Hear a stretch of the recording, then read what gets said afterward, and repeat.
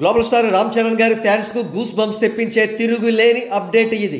మగధీరాలోని warrior Kalabhairava, RRR లోని శ్రీరాముడిని తలపించే Alluri Sitaramaraju getups తో మైథలాజికల్ అండ్ హిస్టారికల్ తరహా పాత్రలు పోషించడంలో తనకు తిరుగులేదని ఇప్పటికే నిరూపించుకున్నారు Ram Charan.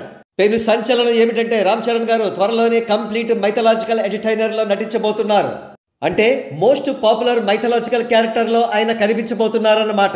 Block buster Hindi film kill ను డైరెక్ట్ చేసిన నిఖిల్ నగేష్ భట్ రామ్ చరణ్ గారి చిత్రానికి దర్శకత్వం వహించబోతున్నారు. ఈ మైథలాజికల్ ఫిల్మ్ ను ప్రొడ్యూసర్ మధు మంతెన నిర్మించబోతున్నారు. ఇంట్రెస్టింగ్ ఫ్యాక్టర్ ఏమిటంటే మధు మంతెన మరియు నిఖిల్ నగేష్ భట్ గారు రామ్ చరణ్ గారి ఇన్స్టాగ్రామ్ ఫాలో అవుతున్నారు.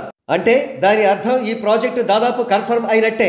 పైపెచ్చు టాక్స్ అడ్వాన్స్డ్ స్టేజ్ లో ఉన్నాయని బాలీవుడ్ మీడియా ఆల్రెడీ రిపోర్ట్ చేసింది.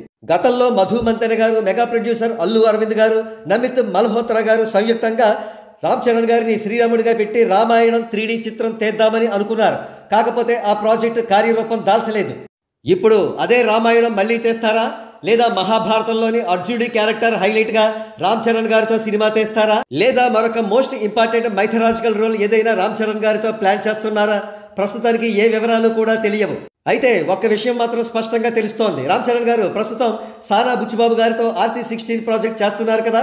ఆ ప్రాజెక్టు అయిపోయిన వెంటనే ఇమీడియట్ నెక్స్ట్ అంటే RC17 ప్రాజెక్టుగా మైథలాజికల్ ఫిల్మ్ రూపుదిద్దుకోబోతోంది. ఫ్యాన్స్ కు కావాల్సింది కూడా అదే. సుకుమార్ గారి ప్రాజెక్టు కాస్త వెనక్కి వెళ్ళినా పర్వాలేదు, అంటే RC18 గా రిలీజ్ అయినా పర్వాలేదు.